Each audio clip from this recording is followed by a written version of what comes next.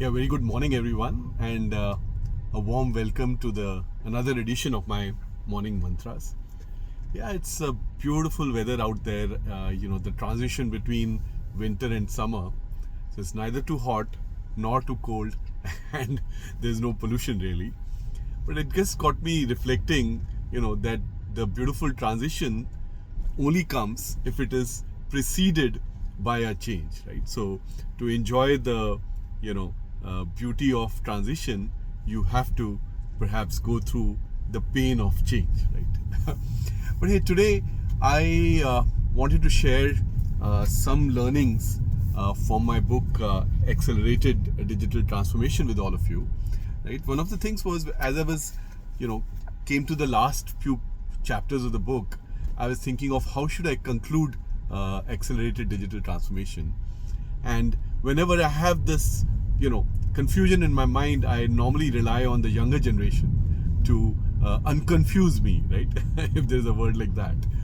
So yeah, I solicited the help of my two kids, and in this case, and if you remember, I did a bit of a mantra on reverse mentoring. I think it's a real powerful tool for executives, to seek help from these fresh minds. So yeah, I sought the help of my children, and in this case, my daughter kind of told me, why don't you put up a conclusion as hacks? So I said, what exactly do you mean? So she said, I have this, when I read stuff up, people kind of summarize using life hacks, and that has a sense of memory and, also results sometimes in virality. So that's what I did. Yeah. So if you look at the penultimate chapter of the book, it's called The Honeycomb Hacks, which summarized the book in terms of hacks, as suggested by my daughter. So, let me just read out a few of those hacks and share with you some of the learnings thereof, right? So, the first one, which was actually the first hack of my book, goes as follows, right? Frameworks are like good red wine. They add zero practical value when bottled up in a cask or bottle, right? They flourish when you get them out, smell those grapes, and taste the pure magic on your expectant palate, right? So I think the key essence of this mantra was just do it, right? Dreams without deadlines are hallucinations, really. So if you are thinking of a startup idea and you're an entrepreneur, just do it. If you're an enterprise guy, thinking about experimenting with something, just do it, right?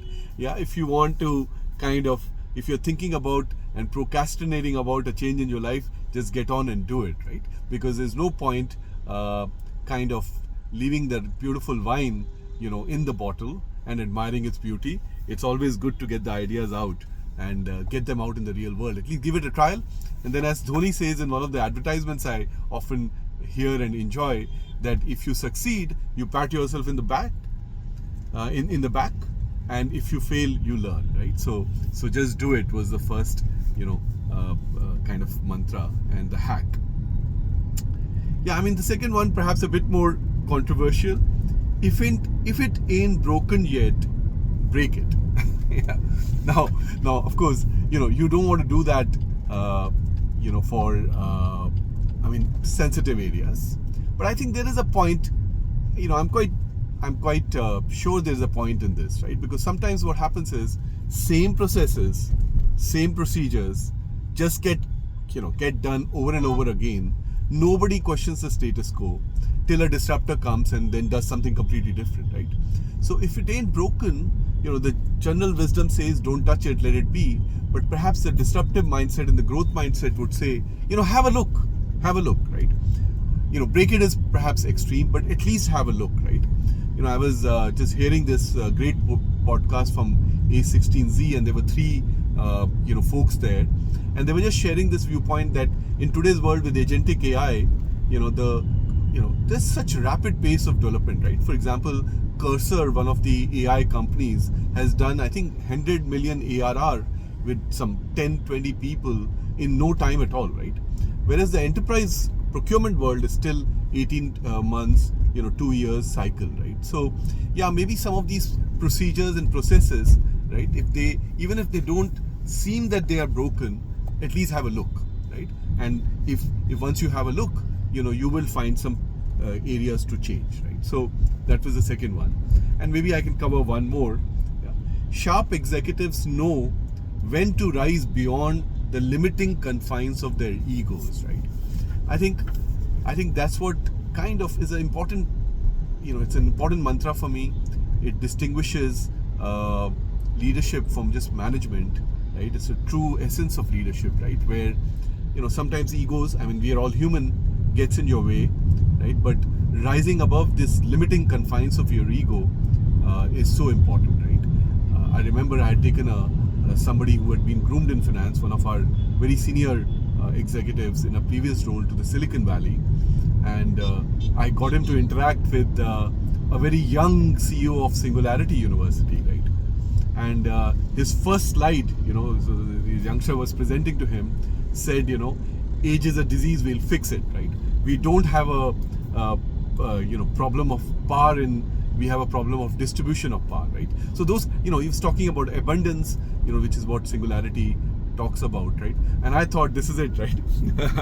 And they had a bit of a scuffle during that discussion because these ideas were so far out that it was difficult to consume them, right? Let alone think about how they could be relevant to an enterprise. So I thought, that's it, I'm going to lose my job, right? But when I came out, I silently went to my big boss and said,